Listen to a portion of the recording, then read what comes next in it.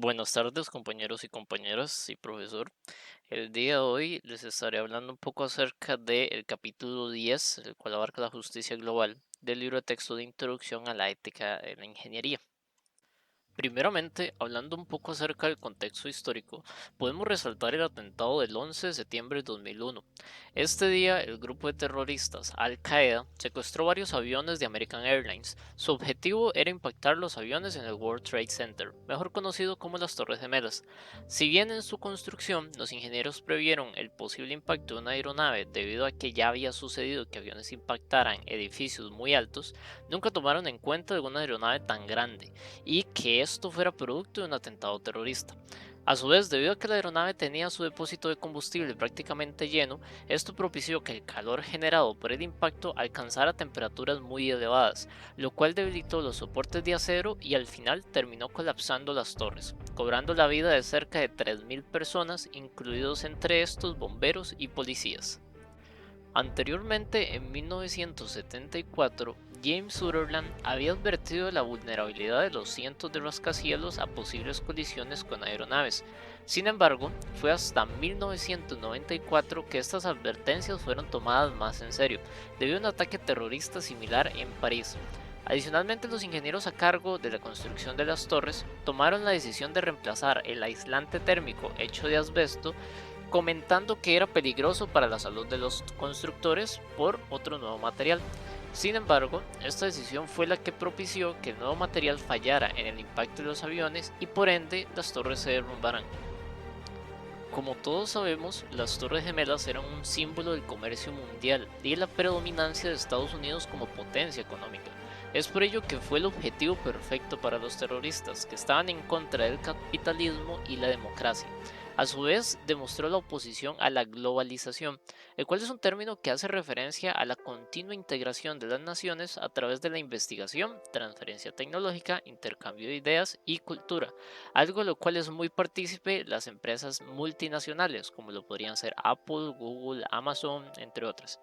Sin embargo, para hablar de globalización y las multinacionales, tenemos que tener en cuenta dos procesos muy importantes. Primeramente, la transferencia tecnológica y la adecuación tecnológica. El primero consiste en el traslado de tecnologías hacia nuevas localizaciones y su correcta implementación. Aquí se hace hincapié en que la tecnología no solo incluye las máquinas, sino también la habilidad de operarlas y el conocimiento acerca del correcto cuidado de las mismas.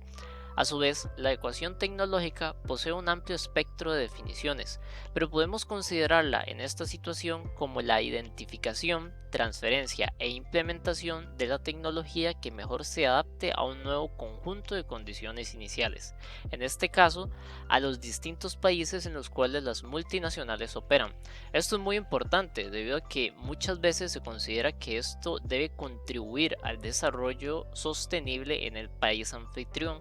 A su vez, la tecnología no debe reemplazar grandes cantidades de trabajadores, sino más bien servir como una herramienta para que cada individuo sea más productivo y pueda llevar a cabo sus labores de una manera más segura. Un claro ejemplo de estos conceptos es lo sucedido en Bhopal si lo analizamos macroscópicamente. Union Carbide era una multinacional que en 1987 operaba en 37 países. Para este mismo año, los operadores de la planta en Bhopal habían sido alertados de una fuga de isocianato de metilo, el cual al entrar en contacto con la piel provocaba quemaduras, generaba irritación en la garganta, destruía los pulmones y cegaba a las personas.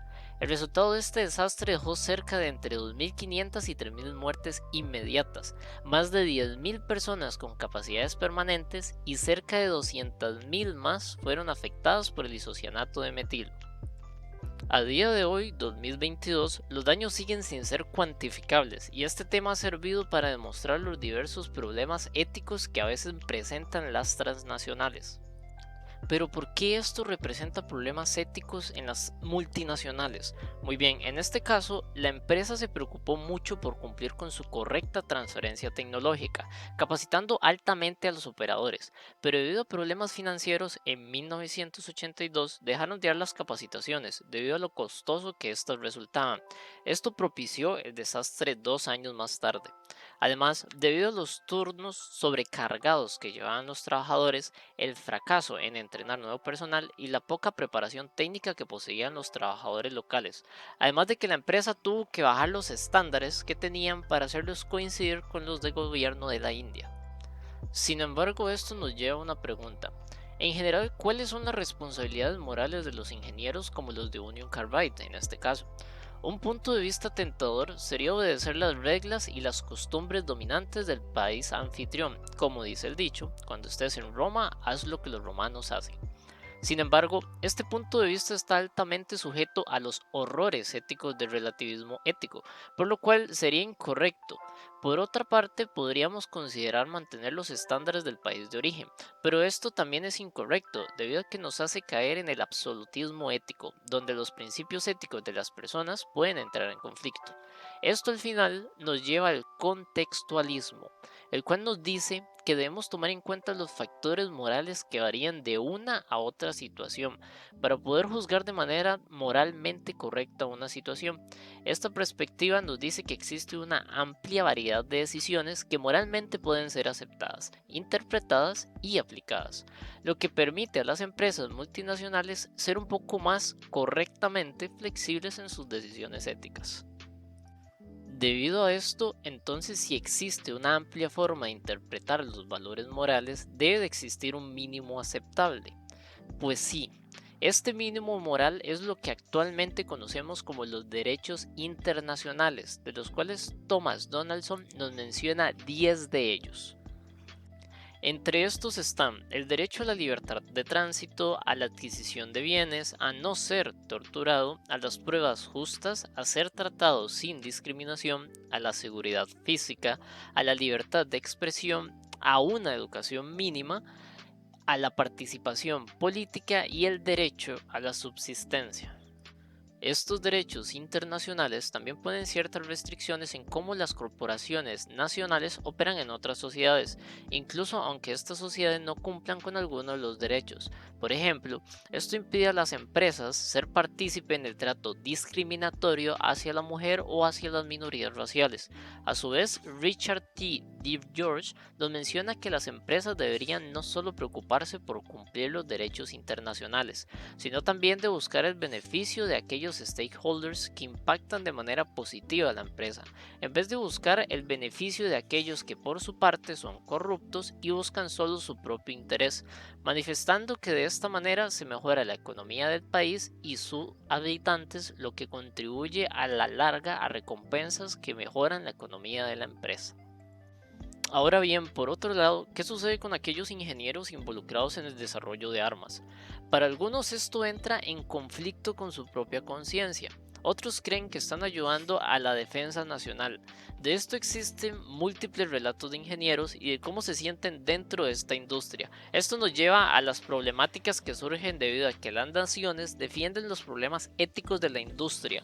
Un ejemplo de esto es cómo Estados Unidos gastó más de 2 billones de dólares en el desarrollo del C-5A, un avión de transporte, de donde gracias a un reporte de Ernest Fitzgerald se pudo identificar que existían ingenieros que no eran utilizados en estos desarrollos, los cuales cobraban sin hacer nada, o donde se evidenciaba que altos mandos se dejaban el salario de varios ingenieros que nunca existieron o colaboraron con el proyecto.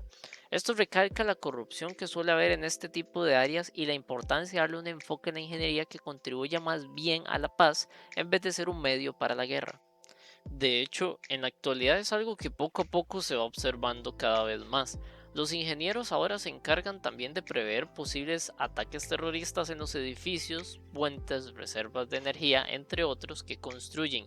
Incluso el creciente avance en tecnologías antiterroristas. Sin embargo, esto genera una contraparte, la cual es que nos da nuevos problemas éticos relacionados con la privacidad de las personas.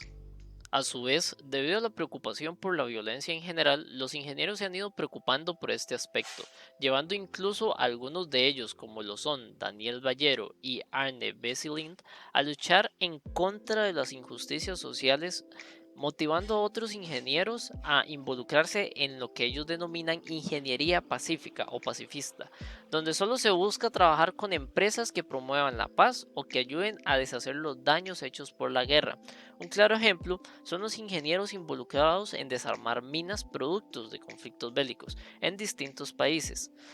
Otro ejemplo sería también la innovación en software para la logística después de desastres naturales como el del huracán Katrina. Es por ello que los ingenieros pueden servir a la paz y a la justicia en muchas formas, como creadores de nuevas tecnologías, líderes en negocios y en el sector político, o como voluntarios en comunidades tanto globales como locales en proyectos filantrópicos. Por esto, los ingenieros pueden contribuir combinando sus técnicas con el razonamiento y el conocimiento que tienen de los peligros sobre estas, y también les permite ser más eficientes al combinar los recursos que poseen con su imaginación y una correcta o mejor percepción moral. Con esto último concluiríamos el capítulo 10 acerca de justicia global del libro de Introducción a la Ética en la Ingeniería. Muchísimas gracias por su atención. Se despide Kendall Salazar.